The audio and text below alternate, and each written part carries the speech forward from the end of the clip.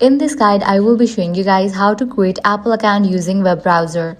Let's get started. First, launch your preferred browser. Now in the search box type in account.apple.com and search for it. You will be directed to the official website of it.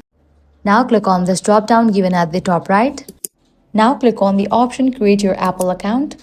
Now you will see a registration form that you need to fill out carefully. Start by entering your full real name, then select your country or region and enter your correct date of birth, as Apple uses this information for security and account recovery purposes.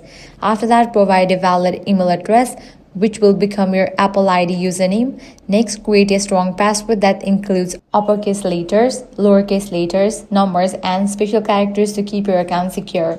Then select your country code and enter your working phone number that can receive SMS or calls, as this will be used for verification and two-factor authentication. After filling in all the details, complete the CAPTCHA verification and proceed to the next step.